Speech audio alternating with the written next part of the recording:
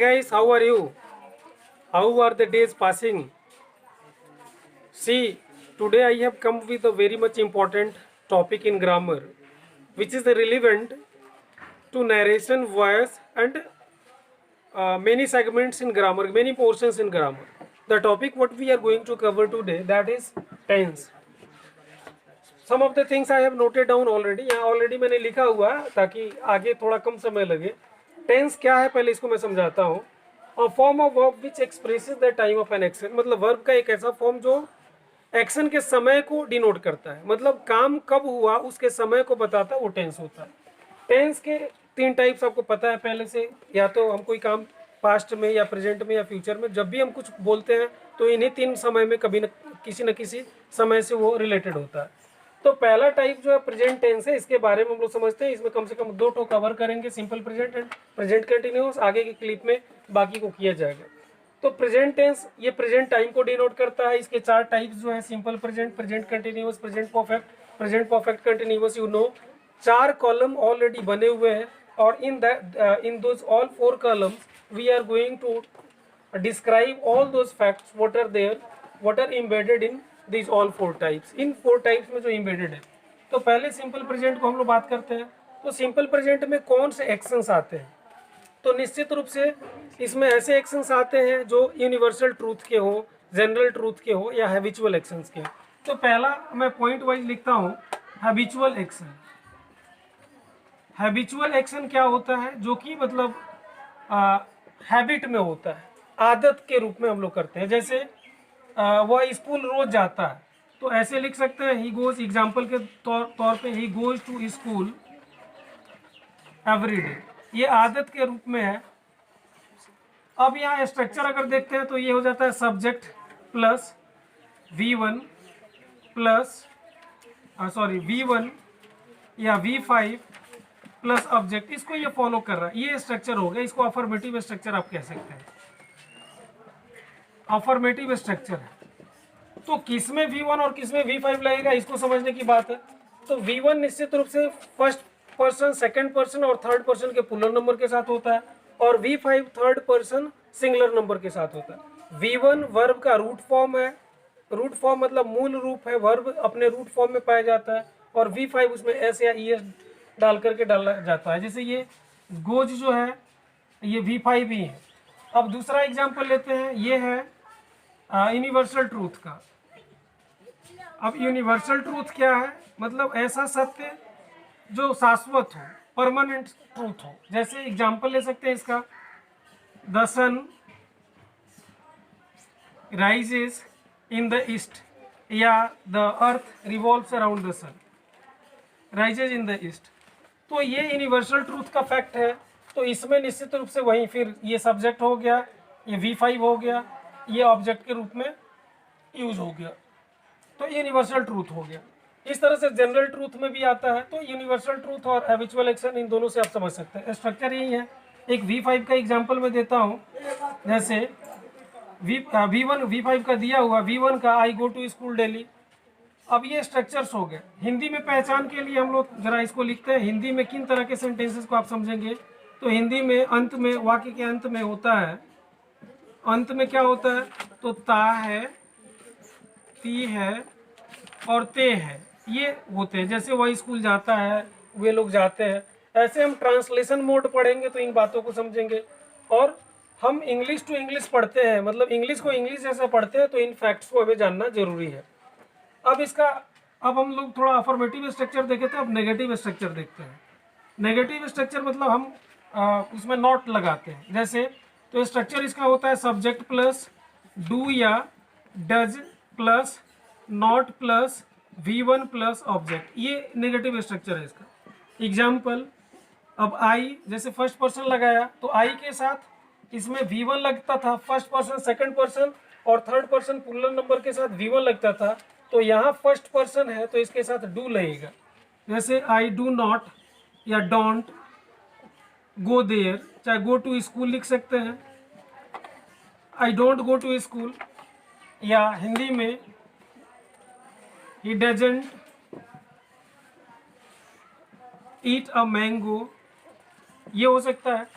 तो ये third person singular number के साथ डज लगेगा और फर्स्ट पर्सन, सेकंड पर्सन और थर्ड पर्सन प्लूरल नंबर के साथ डू लगेगा। इस बात को ध्यान में रखना है। ये आपका नेगेटिव स्ट्रक्चर है। अब इंट्रोगेटिव स्ट्रक्चर का हम लोग देखते हैं तो इसमें डू और डज पहले आ जाता है, plus subject plus V1 plus object. इसमें V5 का कोई मतलब नहीं है। यहाँ नोट ऑफ इंट्रोगेशन हम लोग डालेंगे। V5 की केवल हम लोग अफर्मेटिव स्ट्रक्चर में ही डालते हैं। अफर्मेटिव स्ट्रक्चर जो है उसमें V1 या V5 होता है, बाकी सब में V1 ही होता है। अब जैसे एक एग्जांपल मैं लेता हूँ, do I eat a mango. इसको ऐसे भी अब अगर इंट्रोगेटिव निगेटिव बनाना है तो don't I eat a mango, by this way we can write. तो ये आपका सिंपल प्रेजेंट टेंस से था। निश्चित रूप से ये 2-3 बातें आप जरूर समझेंगे। इंग्लिश में अगर सेंटेंस से पता चलता है कि इसमें रोजमर्रा या रोज रोज का काम हुआ है जिसमें हैबिचुअल बात है, हैबिट वाली बात है, तो निश्चित रूप से ये सिंपल प्रेजेंट में जाएगा। यूनिवर्सल ट्रूथ या शाश्वत सत्य है उसमें भी ये जाएगा। उसके बाद हिंदी में जो वाक्य की पहचान है वैसे है, तो ये बात समझ में आई। अब दूसरा है प्रेजेंट कंटिन्यूअस, इसको भी मैं कवर। तो ये प्रेजेंट कंटिन्यूअस क्या दिखाता है, तो इसको मैं लिखता हूँ एक बार, इसका डेफिनेशन टाइप का। It denotes an action which is going on at the time of speaking। मतलब ये ऐसे टाइम को डिनोट करता है, मतलब एक्शन के उस समय को, काम के उस समय को डिनोट करता है जो बोलते समय जब काम जारी है। जैसे मैं पढ़ा रहा हूँ तो the action is going on at the time of speaking, तो it denotes an action which is going on at the time of speaking. मतलब बोलने के समय तक अगर काम जारी है तो उसके लिए प्रेजेंट कंटिन्यूअस का वो इस्तेमाल किया जाता है।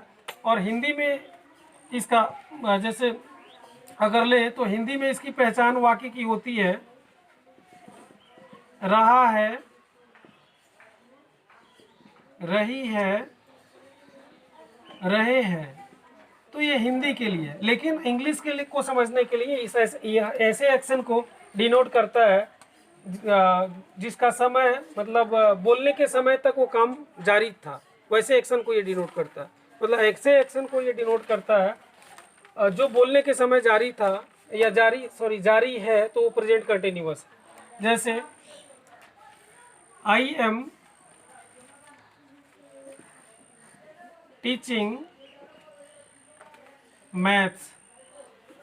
जैसे आई एम टीचिंग मैथ्स, मैं मैथ्स पढ़ा रहा हूँ, तो इसमें स्ट्रक्चर ऑफ अफर्मेटिव क्या होगा, तो देख लीजिए सब्जेक्ट। अब सब्जेक्ट के साथ आई के साथ एम लगा, किसी के साथ इज भी लगेगा, आर भी लगेगा, तो यहाँ एम हो जाएगा, इज और आर भी हो जाएगा। अब प्लस इसमें V4 लगता है, मतलब वर्ब का चौथा फॉर्म जिसको हम लोग प्रेजेंट पार्टिसिपल फॉर्म कहते हैं, प्लस ऑब्जेक्ट। तो ये इसका फॉर्मेटिव स्ट्रक्चर है। आई के साथ एम लगा है, थर्ड पर्सन सिंगुलर नंबर के साथ इज लगेगा, फर्स्ट पर्सन, सेकंड पर्सन और थर्ड पर्सन, फर्स्ट पर्सन के प्लुरल में, सेकंड पर्सन के भी प्लुरल में, सेकंड पर्सन के दोनों में और थर्ड पर्सन के प्लुरल में निश्चित रूप से आर का इस्तेमाल होता है। जैसे दे आर गोइंग, एग्जाम्पल हम लोग लिख सकते हैं इसका, दे आर ईटिंग मैंगोज। ये हो गया आपका दूसरा एग्जाम्पल, अफर्मेटिव स्ट्रक्चर हो गया। अब नेगेटिव स्ट्रक्चर जब हम इसका देखते हैं तो सब्जेक्ट के साथ एम इज आर तो लगेगा ही, उसके साथ नॉट डाल देंगे, अब प्लस V4 प्लस ऑब्जेक्ट, बाकी सब जो चीज़ है वैसे ही डाल देंगे। एग्जाम्पल अब देख लीजिए, दे आर ईटिंग मैंगोज, तो यहाँ they aren't eating mangoes, they aren't या आर नॉट ईटिंग मैंगोज। वैसे ही ये नेगेटिव हो गया। अब इंट्रोगेटिव लेते हैं, तो इंट्रोगेटिव के लिए हम लोग एम इज आर को पहले लेते हैं, am is are plus subject plus V4 plus object डालेंगे और नोट ऑफ इंट्रोगेशन डालेंगे। एग्जाम्पल जैसे आर से यूज करते हैं, आर वी ईटिंग मैंगोज। तो this were the examples of present continuous tense. तीनों तरह के स्ट्रक्चर में, जैसे अफर्मेटिव में, नेगेटिव में, इंट्रोगेटिव में। और इंट्रोगेटिव नेगेटिव अगर हम इसको करना चाहते हैं, इंट्रोगेटिव नेगेटिव, तो इसके लिए हम लोग ये स्ट्रक्चर क्या होगा, तो am is are plus not पहले डालिए चाहे सब्जेक्ट के बाद डालिए, plus subject plus V4 plus object. अब इसको नोट ऑफ इंट्रोगेशन यहाँ डाल देंगे। जैसे अब इज एजेंट चाहे इज नॉट, तो एजेंट डाल दीजिए, isn't he writing a letter. ऐसे भी हम इसको कर सकते हैं। तो ये दोनों जो टाइप्स थे प्रेजेंट टेंस के, सिंपल प्रेजेंट और present continuous, those all things what way required for this two types I have given already. आपको बस इसके थ्रू जाना है, इसको समझना है। और इसे समझना क्यों ज़रूरी है, क्योंकि आगे जो आप नरेशन पढ़ते हैं या वॉइस पढ़ते हैं या अन्य पोर्शंस में भी इस टेंस का बहुत ही अच्छा खासा इस्तेमाल है। अगर ये समझ में नहीं आता है तो आगे नरेशंस में और वॉइस में को करने में, मतलब ट्रांसफॉर्मेशन में आपको परेशानी होगी। This is why your first prior duty is to know or learn all the things related to tense, so that you cannot have any sort of problem while understanding those all grammatical portions. So this was all students today, and once again we shall meet in the next clip for present perfect and present perfect continuous.